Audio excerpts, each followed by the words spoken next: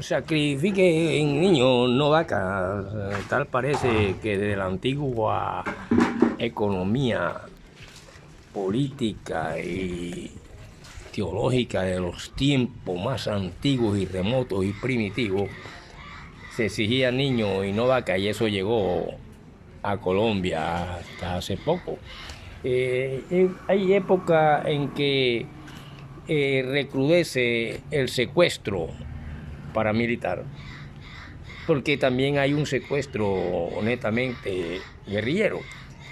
En una tierra donde se invitan a los guerrilleros para después de la matanza de las bananeras y a través de los problemas ideológicos del individualismo, que es el que ha traído las grandes problemáticas mundiales, porque el individualismo te enseña a ver el progreso cuando alguien, por ejemplo, compra 5 bancos más. Por ejemplo, el viejo Sarmiento, el Cucho Sarmiento, el banquero, compró 3 bancos más. Se hicieron 2 rascacielos más, 3 edificios de 10 pisos. Uy, cómo está progresando Barranquilla, cómo ha progresado tal ciudad, cómo el progreso. Fíjate, el vecino compró un carro. Vemos el progreso en el individualismo, pero sin embargo ya desde los tiempos antiguos, el individualismo exigían sus dioses entregar un niño para quemarlo, para que hubiera buena cosecha. Pero aquí también surge la cosecha de Caín y el animalito sacrificado. ¿Cómo es eso, profesor? Hombre, sencillo. Si usted analiza que existe la economía agropecuaria, de la cual también tiene consigo el ganado, las vacas, los terneros, las ovejitas, las cabritas, todo lo que es animal, nos trae que hay una economía ganadera. Y esa economía ganadera en Colombia hizo que nacieran, y esto me trae a pensamiento a mí, el momento en que un hombre que escribe, yo tengo ese libro por ahí que se llama El existencialismo de Jean-Paul Sartre, donde él dice, para que veamos el individualismo, basta que un hombre odie a otro para que el odio vaya corriendo hasta la humanidad entera. De aquellas antiguas sociedades surgieron esas cosas, y por eso era fácil sacrificar un niño a un dios para que hubiera buena yuca y buena papa. Y por ejemplo, en aquella tierra, la ganadería y el patriarquismo, para poder nosotros entender esa palabra de la antigua, baja, alta y media Mesopotamia, la Babilonia y los sacrificios antiguos, y que también los trae consigo un hombre que llega a sacrificar ovejitas a un dios. Así nos venimos a Colombia y analizamos que llega un momento en que los paramilitares secuestran, y secuestran vestidos de guerrilleros y vestidos de uniforme paramilitar. Eso lo vimos cuando el secuestro de la cacica, una de las líderes del Magdalena, en las zonas entre los Cesares y esas cuestiones, donde hay familias de diferentes rasgos delincuenciales. Por ejemplo, están las familias Daza, la familia Pumarejo, la familia Escote, la familia de diferentes apellidos, y que logran poder. Pero para eso es necesario, sí, profesor, explíquenos, porque en literofilosofía nosotros nos hacemos muchas preguntas y entendemos muchas cosas de usted. Por ejemplo, llega un momento en que nace hombres que van de una parte a otra llevando la bandera de una ideología política. Oiga, profesor, pero a usted no le gusta hablar, usted nunca lo ha visto hablar de Marx, ni de Engels, ni nada de esas cosas, y eso forma de ideología. Claro, forman ideología de los bandos que pelean. Así como se estudia la economía política capitalista de Ricardo, de Smith, de las Harvard, etcétera, etcétera, también los hay en diferentes culturas. Por ejemplo, ahora en Lengua y Francois y François, en el guía del estudiante extranjero, tenemos que estar viendo cuestiones francesas, los artículos, los adjetivos, etcétera. Y así vamos entendiendo el mundo mejor y el existencialismo del francés Jean-Paul Sartre, que formó grandes revueltas culturales en el momento en que aparecieron estos libros. Y por eso podemos trasladarnos a los años 1945 a 1946. ¿Qué sucede ahí, profesor? Hombre, aquí sencillamente hay un hombre que tiene que ver mucho con esta cultura, donde nace un secuestro paramilitar y también hay guerrilla. Pero la diferencia está en que mientras se le atribuyen que los guerrilleros secuestraron 45 mujeres y sus niños quedaron huérfanos, por ejemplo, resulta que también de la otra parte los paramilitares secuestran uniformados de militares o de guerrilleros y aparecen muertes fatales, como el caso cuando la cacica Araujo, la cacica que llegó a ser ministra de Cultura y que después hubo un avasallamiento en esas tierras de lo que se conoció como la Unión Patriota. Y cuando unas madres están prácticamente diciéndole y le dicen al presidente de la República, allá en 1974 fue cuando llegó López Michelsen a la presidencia, creo más o menos allá. A partir de entonces comenzaron a desarrollarse obras de infraestructura y se nombran gerentes de diferentes partes, al Vallenato, Alfonso Araujo Cotes, todas estas familias son de mucha importancia y es la época de los nacimientos de la Unión Patriota, que tuvo mucho auge cuando mataron a José Francisco Ramírez. Pero, profesor, díganos eso de la vaca, profesor, que es muy bonito eso de la vaca, profesor. Bueno, lo de la vaca resulta que mientras que los unos secuestran, paramilitares secuestran a una ministra de Cultura, quien amanece sin uñas, sin arrastrada, cuando ellos mismos dicen, no, nosotros vimos que los guerrilleros la llevaban en hombros, cargada. Resulta que amaneció sin uña y con tiros de militares en la espalda. Por lo tanto, nadie la llevó en ningún momento cargada. Y hay una cantidad de mentiras. Por eso es que cuando nosotros hablamos y decimos que sí llega un momento en que se pierden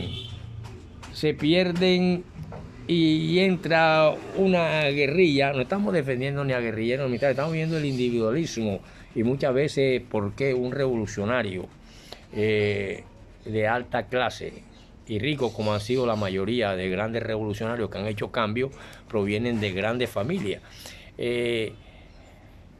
En cambio, el individualismo en nosotros nos crea, en las clases bajas, crea un revolucionario que quiere tener dinero, que quiere hacer cosas y logra, a través de su canto revolucionario, grandes riquezas individuales, y ese pensamiento lo llevan a muchos, que muchos se han enriquecido con el dolor del pueblo y luego han sido una especie de vergüenza nacional, como sucedió con el paramilitarismo, cuando la guerra la entienden como una masacre entre gente que no se conocen y que provocan gente que sí se conocen pero no se masacran para provecho de esas gentes.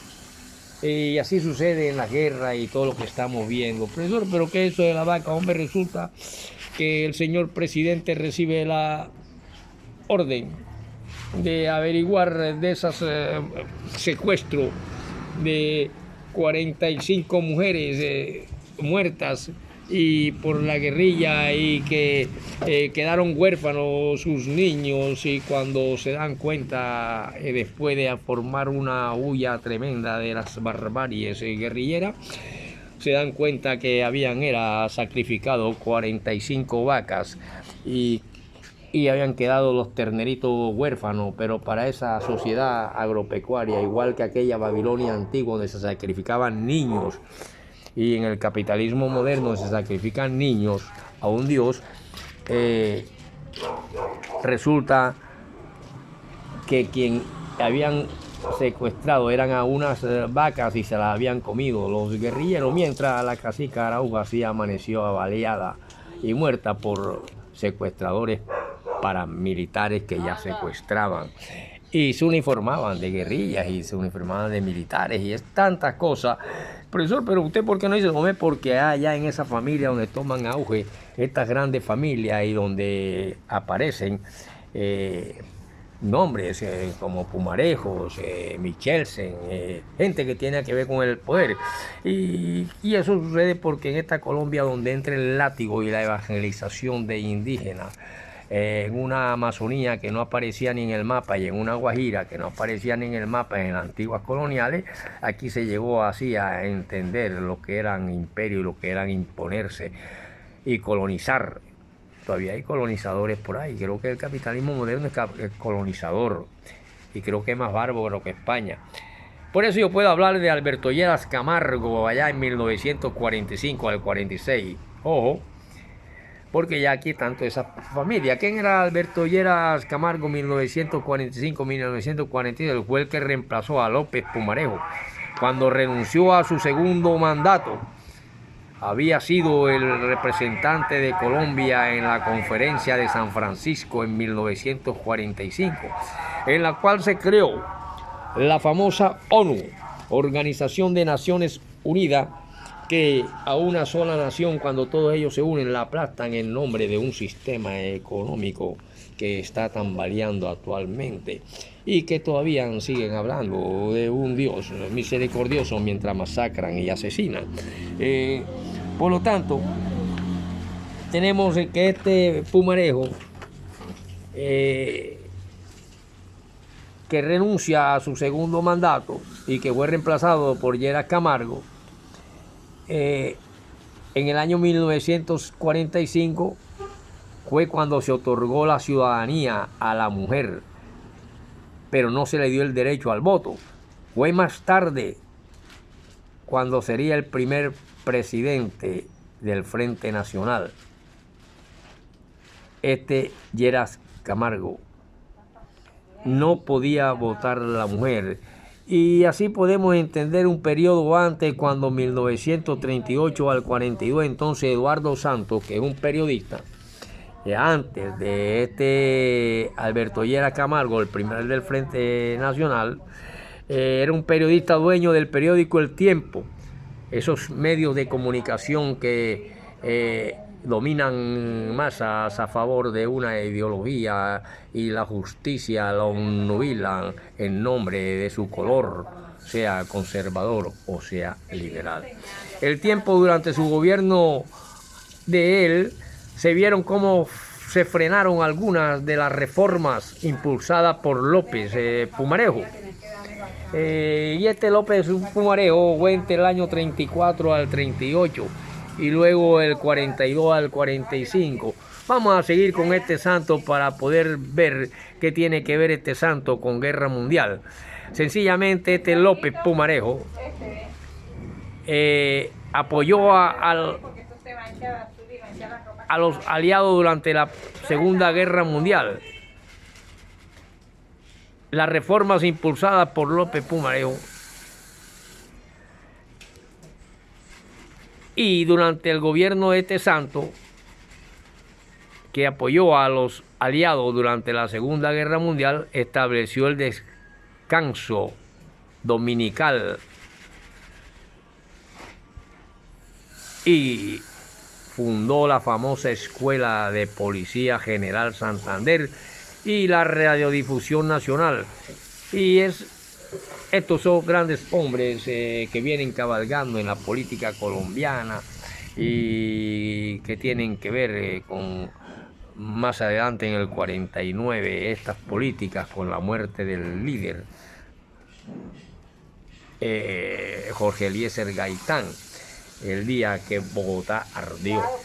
Eduardo Santos, entre el 38 y el 45, viene después del Alfonso López Pumarejo, del 34 al 38, y que luego en el 42 y en el 45 también él se ganó el apoyo de los trabajadores gracias a sus propuestas reformistas, como el reconocimiento legal del derecho de huelga, el impulso, la formación del sindicato y la celebración del 1 de mayo. En la foto saluda a los manifestantes del Día del Trabajo de 1936, Alfonso López Pumarejo. Y aquí va el apellido López, que tiene que ver con alguna desviación en esa familia, de cómo algunos conservadores pasan al liberal, que son bastante liberales. Ahí viene Alfonso López Michelsen, que después hablaremos más, y uno de los creadores de las cuestiones revolucionarias del PRL. Vamos a ver. Antes de este López Pumarejo estuvo Enrique Olaya Herrera, allá en el 30 al 34, con la Caja de Crédito Agrario, Industrial y Minero, con el fin de beneficiar a los pequeños campesinos, y fundó el Banco Central Hipotecario para financiar la vivienda a la reciente clase obrera. Su gobierno tuvo que entender la guerra con el Perú en el año de 1932. Por eso es que él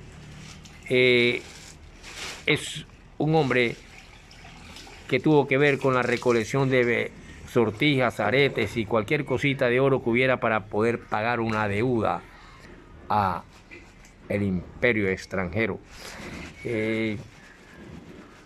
Y habían épocas de esas donde estaban los generales Vázquez Cobo, cuando el conflicto fronterizo, y así nosotros podemos entender un poquito a aquellas gentes que sacrificaban animales a un Dios invisible y que luego se convirtieron más antiguamente o más adelante y más antiguamente al unísono, que era preferible un niño sin pecado a Dios antes que una ovejita inmaculada que no estuviera coja ni nada a ese Dios. Y así podemos entender aquellos dioses de Marcús en Babilonia y todas esas cuestiones. Y así podemos llegar a entender mejor el imperio babilónico. Ese imperio babilónico que tenía ciudades principales, como era la capital política y religiosa del imperio en la ciudad, donde habitaban muchos exiliados judíos. Oye, habían exiliados judíos. Su capital era Tema, que era una capital secundaria fundada por un rey llamado Nabonido, quien dejó a Belsasar el cargo de Babilonia. Y está Niniví, que es la capital asiria. Y esa Siria fue el primer imperio que cayó ante una coalición de medos y caldeos en el año 632 a.C. Tenemos entonces también ciudades como Carquemis, que era donde Nabucodonosor II derrotó al ejército asirio, lo que permitió que Babilonia lograra la supremacía en Siria. Jerusalén, en el año 620 a.C., llegó a ser tributaria de Babilonia y sufrió el asedio del ejército babilonio en los años 618, 617 y 609 y 607 antes de Jesucristo, o sea, de aquí para allá. Y aparece también una ciudad como Tiro, que capituló ante el ejército babilonio tras un asedio de 13 años. Esas ciudades eran principales en aquellas épocas. Por lo tanto, esta Babilonia cayó tal y como se había predicho, y con el tiempo se convirtió en montones de piedra para nunca más ser reconstruida, como muchas ciudades estamos viendo destruidas y que quizás vayan a brindar mucho trabajo para volver a reconstruir. Aquí tenemos una actitud desafiante de esa Babilonia antigua ante el Dios de los israelitas llamado Yahvé, quien acabó llevándola a su caída. Yahvé la representó proféticamente como un león con alas de águila, y además predijo su caída y posterior desolación. Y esto ocurrió el 5 de octubre del 539 ante la era cristiana, cuando en una sola noche Ciro el Grande, de quien Yahvé ya había predicho el nombre, tomó Babilonia y aquí cayó para siempre. Aquí fue donde se confundieron los lenguajes y se esparcieron por toda la tierra, según el libro antiguo del Génesis 11:4:1, que tiene muchas cuestiones metafóricas y hiperbólicas, como escribimos en la figura literaria, y por eso aquí en Colombia también la cuestión metafórica, hiperbólica, de que no eran cientos de vacas, sino unas vacas que los guerrilleros se cogieron y para comérselas, y entonces dijeron que habían secuestrado mujeres y asesinado y dejado niños huérfanos, y cuando el presidente se dio cuenta eran unas vacas. Continuaremos en la próxima para poder entender el secuestro paramilitar y el secuestro guerrillero, sin meternos a los estudios de Karl Marx ni nada de esas cosas, sino la simple Colombia de látigo y religión